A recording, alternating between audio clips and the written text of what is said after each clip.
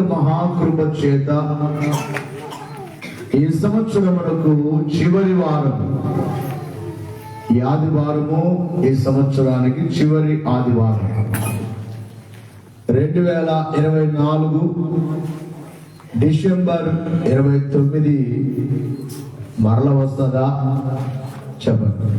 2024 December 29వ తారీఖు మరల వస్తుందా? రాదు. ఇంకేమొస్తుంది? వస్తే 2025 చెప్పండి. 2025 డిసెంబర్ 29 రావచ్చేమో కానీ ఇంకెన్ని సంవత్సరాలు పోయినా ఈరోజు మరలా రాదు. ఇంకా అందుకే పోతే మరలా రానివి కొన్ని ఉన్నాయి.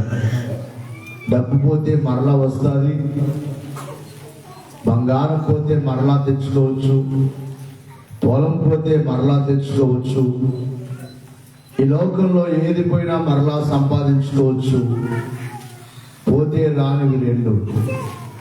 ఒకటి సమయం పోతే మరలా తిరిగి రాదు, ప్రాణం పోతే మరలా తిరిగి రాదు. ఇది చాలా విలువైనది. ఈ జీవితము, మానవుని జీవితము చాలా విలువైనది, విలువతో కూడినది. దేవునికి మహిమ కలుగును గాక. దేవునికే స్తుతి కలుగును గాక. దేవునికే ఘనత కలుగును గాక. ఆమేన్ చెప్పాలి. దేవునికే నిత్యము కీర్తి కలుగును గాక. చేతులెత్తాలి. బోలో యేసు మహారాజుకు. గట్టిగా చెప్పట్లేదు. దేవునికే స్తుతి కలుగును గాక. దేవునికే మహిమ కలుగును గాక. కనుక సమయము చాలా ముఖ్యమైనది. దేవుడు చేసిన మేలులను మనం మర్చిపోకుండా, కీర్తనకారుడు కీర్తనల గ్రంథంలో రాస్తూ ఏమంటున్నాడంటే, నా నోరు తెరవము. ఎందుకు నా నోరు తెరవమంటున్నాడు? నిన్ను స్తుతించుటకు, నిన్ను కీర్తించుటకు. దేవా, నీవు చేసిన మేలులకు. కీర్తనల గ్రంథములో అనేక చోట్ల ఆయన స్తుతిని కూర్చి రాస్తూ ఉన్నాడు. దినమెల్లా నా యొక్క నాలుక నిన్నే స్తుతిస్తుంది అని, జీవిత కాలం అంతా నేను నిన్ను స్తుతిస్తాను అని. ఇలాగున కీర్తనకారుడు దేవుని ఎంతగానో స్తుతించేవాడుగా ఉన్నాడు. స్తుతి మన స్థితి మారుస్తుంది అన్నారు దైవజనులు. స్తుతి లేకపోతే మనకు గతి లేదు అన్నారు.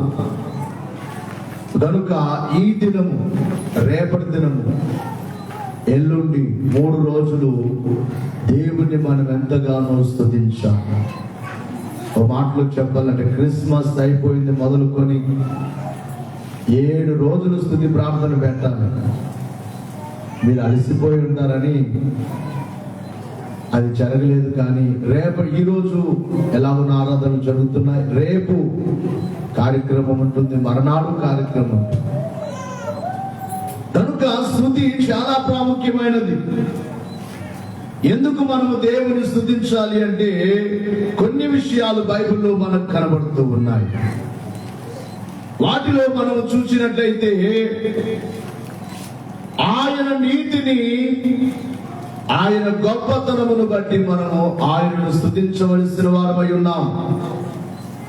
కీర్తనల గ్రంథం 35వ సంకీర్తన 28వ వచనములో, నా నాలుక నీ నీతిని గూర్చియు నీ కీర్తిని గూర్చియు దినమెల్లా సల్లాపములు చేయును.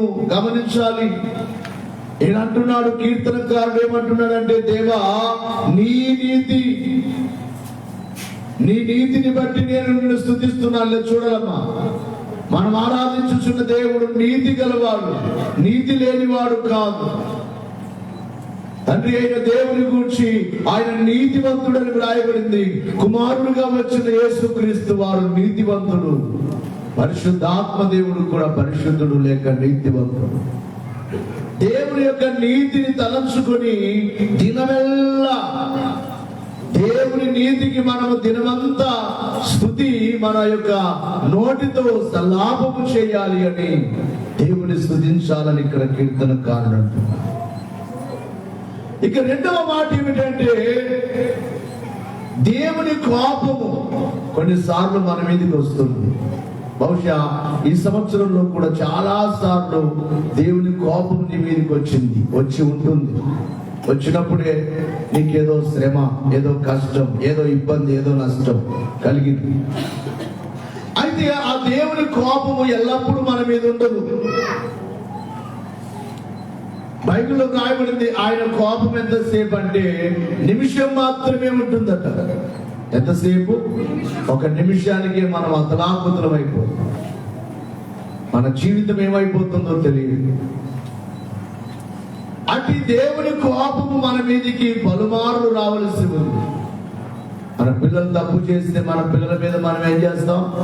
కోపడతాం, తిడతాం, కొడతాం. మన దేవుడు కూడా మనకు తండ్రి కనుక పలుమార్లు ఆయన మన మీద కోపపడి ఉండవచ్చును.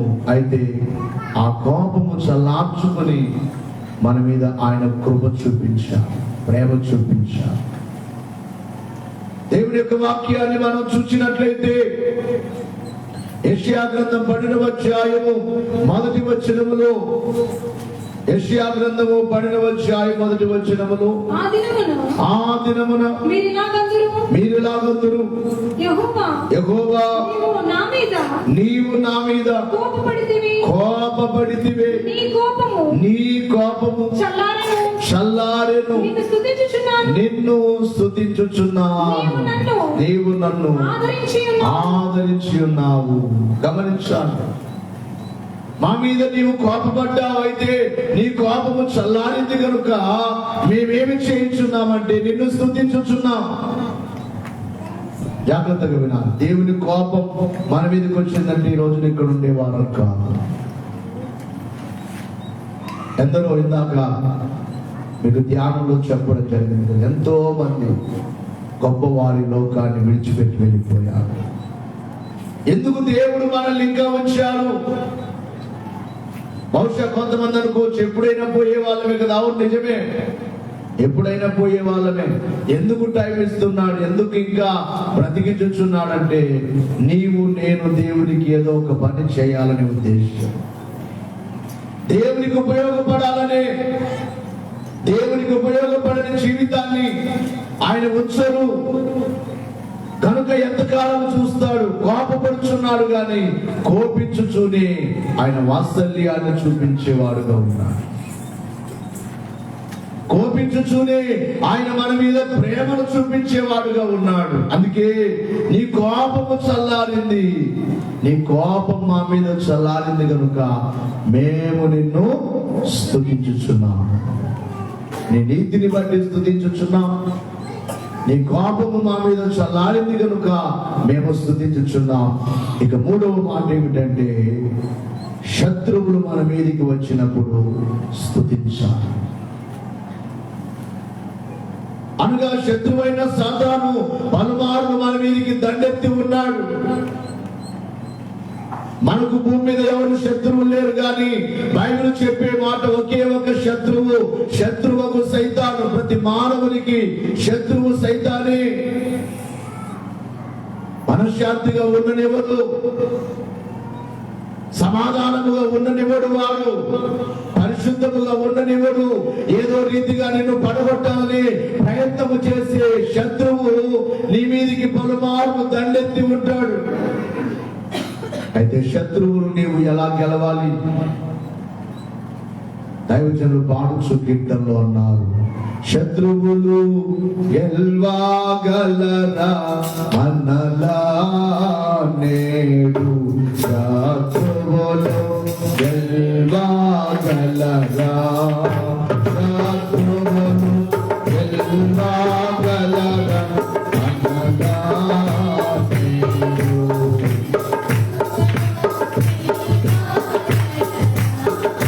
సాతాను గెలవగలడా అతని దుర్గా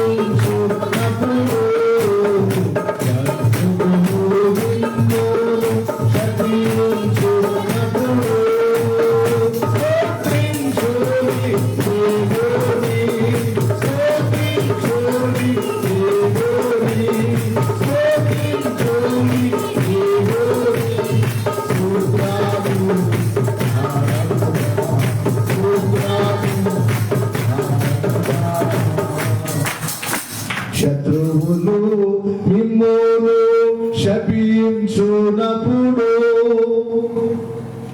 స్తోత్రించుడి దేవుని సూత్రాను సారముగా. గమనించాలి, యెహోషాపాతు అనబడే రాజు మోయాబీయుల మీదికి యుద్ధములకు వెళ్ళినప్పుడు, వారు వీరి మీదికి వచ్చినప్పుడు, మోయాబీయులు యూదా వారి మీదికి, యూదా రాజు మీదికి వచ్చినప్పుడు, అమ్మోనీయులు, మోయాబీయులు, షేయీలు, మాన్య నివాసులు వీరి మీదికి వచ్చినప్పుడు వీరేం చేశారు? ఒకే పని చేశారు. ఏమిటి? 20వ అధ్యాయములో దినవృత్తాంతముల 2వ గ్రంథము 20వ అధ్యాయము 21వ వచనము నుండి చూస్తే, మరియు అతడు జనులను హెచ్చరిక చేసిన తరువాత యెహోవాను స్తుతించుటకు గాయకులను ఏర్పరిచి వారి పరిశుద్ధ అలంకరములు ధరించి సైన్యము ముందర నడుచుచు యెహోవా కృప నిరంతరముండును, ఆయనను స్తుతించుడి అని స్తోత్రము చేయుటకు వారిని నియమించారు. వారు పాడుటకును స్తుతించుటకును మొదలు పెట్టగా యెహోవా యూదా వారి మీదికి వచ్చిన అమ్మోనీయుల మీదను మోయాబీయుల మీదను షేయీరు మాన్య నివాసుల మీదను మాటుగాండ్రను పెట్టెను కనుక వారు ఆతులైరి. ఏమైపోయారంటే శత్రువులు హతమైపోయారు. దేని ద్వారా? మాట్లాడలేదు. దేని ద్వారా? స్తుతించుచు వెళ్ళారు. స్తుతిలో అంత శక్తి. స్తుతి చేసే సాతానుకు భయము, గడగడ వణికిపోతాడు వాడు. శత్రువుకు భయము. అందుకనే మనిషి, విశ్వాసి దేవునికి స్తుతించడం లేదు. స్తుతి కంటే ప్రార్థన. జీవితం అంతా అడగడమే. అది కావాలి, ఇది కావాలి, ఇది కావాలి, అది కావాలి. దేవుని బట్టి స్తుతిస్తున్నావా? కీర్తనకారుడట దేవుని న్యాయ విధులను బట్టి దినమునకు 7 మార్లు స్తుతించేవాడు దావీదు.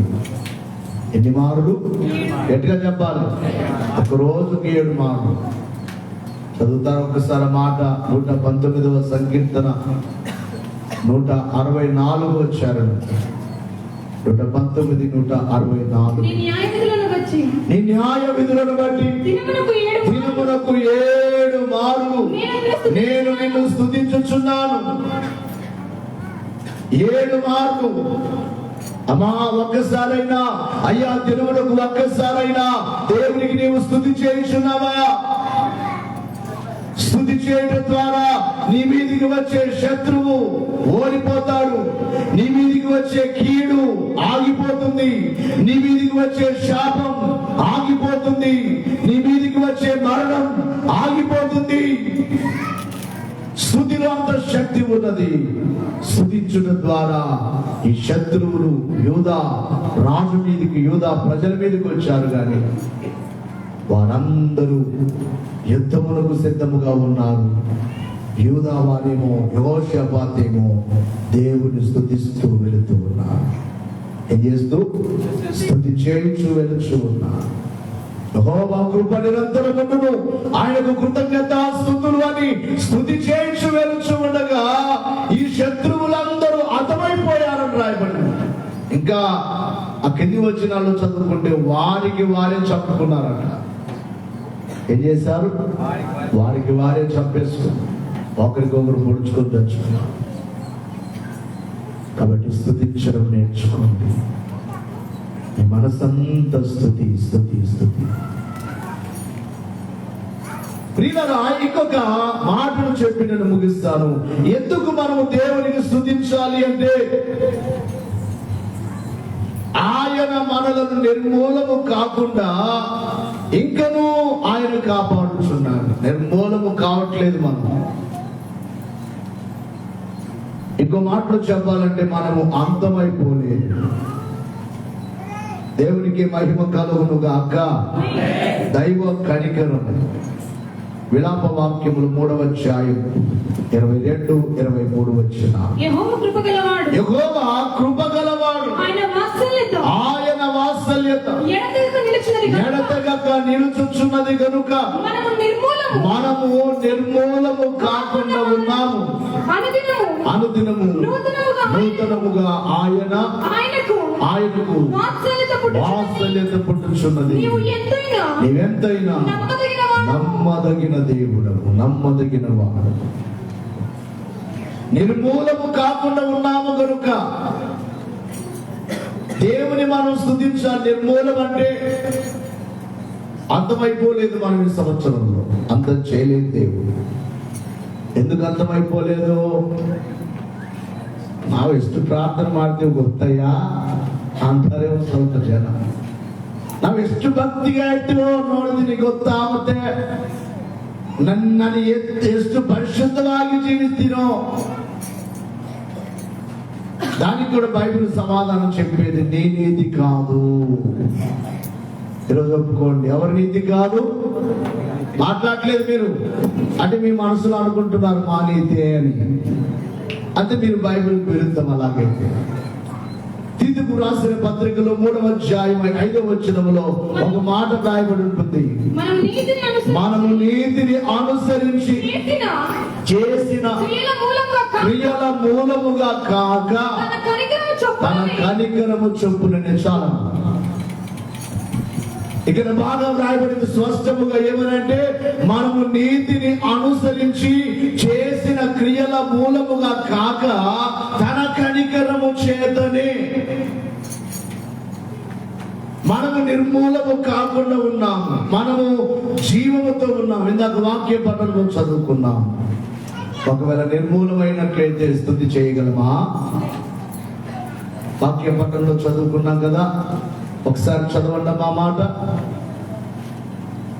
చదవండి ఒకసారి. యెషయా గ్రంథం 38వ అధ్యాయం. పాతాళమున నీకు స్తుతి కలుగదు. చచ్చి పాతాళానికి వెళ్ళిన వారు దేవుని స్తుతించలేరు. చచ్చిపోయిన వారు, మరణించిన వారు దేవుని స్తుతించలేరు. కృతజ్ఞతాస్తుతి చెల్లించదు. సమాధిలోనికి దిగువారు నీ సత్యము ఆశ్రయించరు. ఇక్కడ బాగా ఈ మాట వినాలి. సజీవులే కదా నిన్ను స్తుతించెదరు. చెప్పండి, ఈ దినమున. అందరూ చెప్పాలి మాట. ఈ దినమున. మాట్లాడలేదు. ఈ దినమున మనం ఎలాగున్నాం? మాట్లాడలేదు. ఈ దినమును చూడలేక ఎందరో ఏమైపోయారు? పాతాళ లోకానికి, మృతుల లోకానికి, సమాధుల్లోనికి వెళ్ళిపోయారు. మనం వెళ్ళలేదు. కారణం ఏమిటంటే సజీవులే కదా నిన్ను స్తుతించెదరు. ఈ దినమున నేను సజీవుడనై నిన్ను స్తుతించుచున్నాను. చెప్పకూడదాం. కనుక ప్రియులారా, మనము ఇంకా జీవముతో ఉన్నాము కనుక దేవుని స్తుతించాలి. ఆయన నీతిని బట్టి స్తుతించాలి. ఆయన కోపం మన మీద చల్లారింది కనుక స్తుతించాలి. ఆయన గమనించాలి, శత్రువులైన వారు మన మీదకి వచ్చినప్పుడు మనం దేవుని స్తుతించాలి. ఇక్కడ మనం నిర్మూలము కాకుండా ఉన్నాము కనుక మనం మంటి వారం అని ఆయన జ్ఞాపకం చేసుకున్నాడంటే మనం పాడుకుంటాం. మనము నిర్మితమైన రీతి తనకు తెలిసి ఉన్న సంగతి. మనము నిర్మితమైన తనకు తెలిసి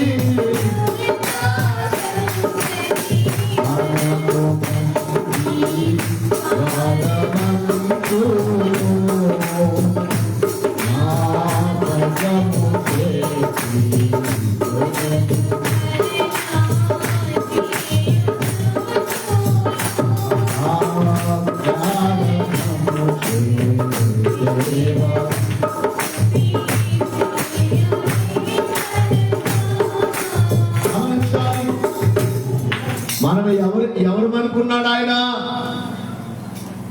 చదవండి ఒకసారి 103వ సంకీర్తనలో 14వ వచనం నుంచి.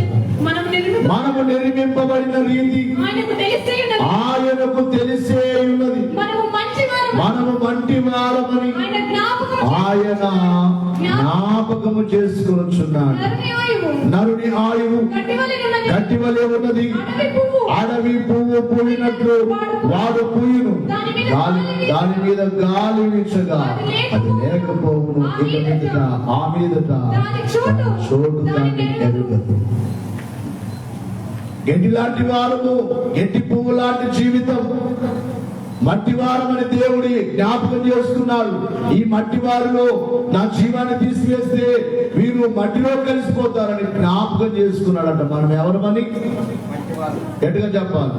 మరణము వారికి వీరికి వస్తుందని గ్యారెంటీ లేదు. ఎవరికి వస్తుందో తెలియదు. మన ఒక బాబు, ఒక యవనస్తుడు చాలా బలంగా ఉన్నాడు. హాలిడేస్ అని వచ్చాడు. క్రిస్మస్ సందర్భంగా హాలిడే ఇచ్చారు. ఇంటికి వచ్చాడు. క్రికెట్ ఆడడానికి వెళ్ళాడు. స్నేహితులతో కలిసి క్రికెట్ ఆడుతూ ఉండగానే ప్రారంభించాడని న్యూస్లో చెప్తున్నారు. జీవం పోతే మట్టివారు మట్టిలో కలిసిపోతారు. మనము మట్టివారు అని జ్ఞాపకం చేసుకొని మనము నిర్మూలము కాకూడదని మన మీద జాలితో, కనికరముతో, ప్రేమతో, ఇంకో మాటలో చెప్పాలంటే దైవ కనికరముతో, దైవ వాత్సల్యంతో, దైవ ప్రేమతో మనము క్షేమముగా ఉన్నాం. చెప్పండి, అంతేనా? లేదా మేము ఎక్కువ ఈ సంవత్సరంలో ప్రార్థన చేస్తామంటారా? మేము నీతిగా ఉన్నామంటారా? దానన్నిటికీ సమాధానం బైబిల్ చెప్తుంది. మన నీతి ఎంత మాత్రము కాదు. అందుకే బ్రదర్ అనిల్ కుమార్ గారు ఒక పాట, ఆ పాట వింటుంటే నా కన్నీళ్ళు వచ్చాయి. కీర్తన, నేనేమయ్యుందునో అందుకు కాదయ్యా, నా కృపలను నా క్రియలను బట్టి అసలే కాదయ్యా, చూడావు నాకు నన్ను జనకులకు ప్రవర్తగా నియమించావయ్యా, నా తల్లి గర్భము జనకులకు ప్రవర్తగా నియమించావయ్యా, నా తల్లి గర్భము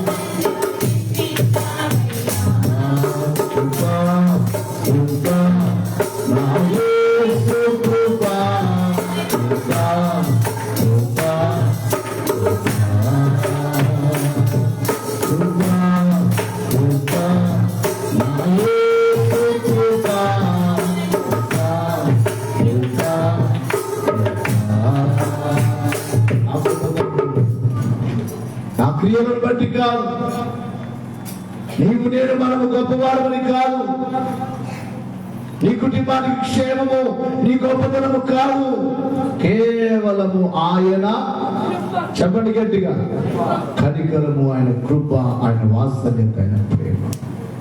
అందుకని మనం నోరు తెరవాలి. ఏం చేయాలట? నోరు తెరిచి ఎవరిని స్తుతించాలి? గట్టిగా చెప్పాలి.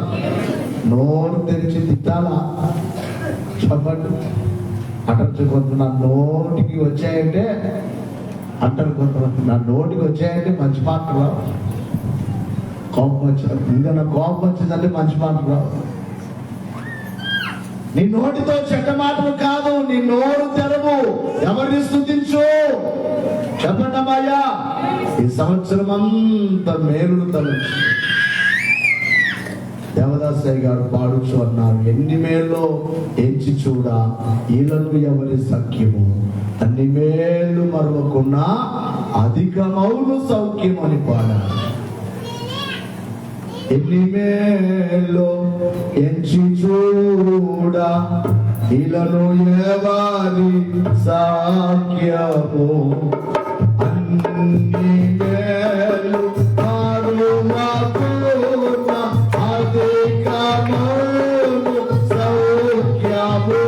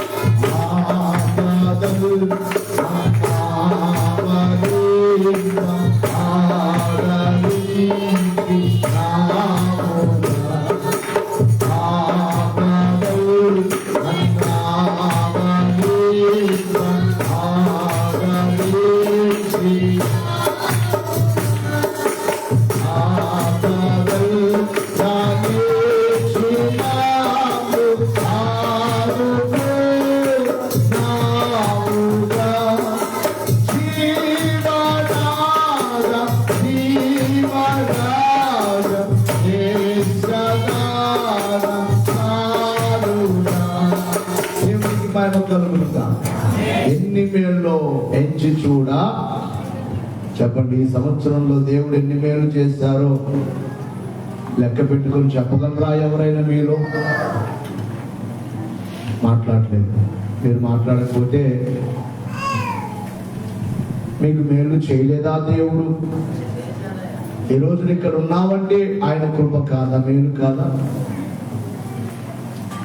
కొంతమంది పోతే ఎప్పుడైనా పోతారు, పోతే పో. కొంతమంది ఇలా మాట్లాడతారు, ఇప్పుడు చావమా, ఈ సంవత్సరం అయినా పోవాలి, ఇంకో సంవత్సరం అయినా పోవాలి. అంటే దేవుడు టైం ఇవ్వకుండానే పోయామంటే ఎక్కడికి పోతామో తెలియదు.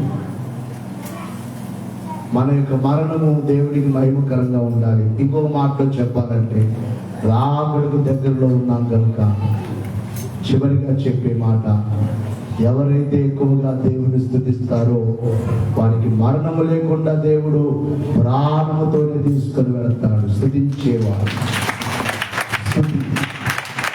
కృతజ్ఞత దేవునికి చాలా ఇష్టమైనది కృతజ్ఞత.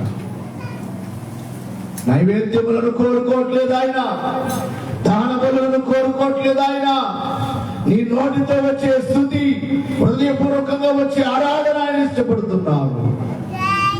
కాబట్టి దేవుడికి స్తుతి చేయండి, మనసంతో స్తుతి చేయండి. పోయిన సంవత్సరం 7 గంటలు స్తుతి చేశాం. ఈ సంవత్సరం కూడా మంగళవారం 6 గంటలకే రండి. 6 గంటలకే వస్తే 12కు కరెక్ట్గా ఎన్ని గంటలు అవుతుంది? 7 గంటలు అవుతుంది. 12 దాటిలోపు ఆ 7 గంటల సేపు దేవుని స్తుతించాలి. సంవత్సరం అంతా కాచినందుకు నిన్ను, నీ కుటుంబాన్ని చెప్తున్నాను కదా. ఈ దినాల్లో మరణం ఎవరికి వస్తుందో తెలియదు. ఎందరో వారి పిల్లల్ని కోల్పోయిన బిడ్డలు, దుఃఖము, తీరని దుఃఖము తల్లిదండ్రులు. భార్యను కోల్పోయిన భర్తకు తీరని దుఃఖము, భర్తను కోల్పోయిన భార్యకు తీరని దుఃఖము. ఎన్నో పరిస్థితులు ఈ లోకములో కలిగాయి. నీకది కలగలేదు అంటే కేవలం ఆయన నీ మీద కృప, ఆయన వాత్సల్యమును బట్టి మనం నిర్మూలము కాకుండా ఉన్నాం. కాబట్టి రాకడ వరకు దేవుని స్తుతిద్దాం. స్తుతి మనస్సున్న స్తుతి కార్యము తప్ప పని ఏమన్నది? భక్త జనాలి కన్నావు దైవచ్చే. స్తుతిద్దాం, కనపడతాం. కాబట్టి మంగళవారం ఎన్ని గంటలకు చెప్పండి? ఎన్ని గంటలకు? 6 గంటలకు. 6 గంటల కంటే 10 వస్తారులే.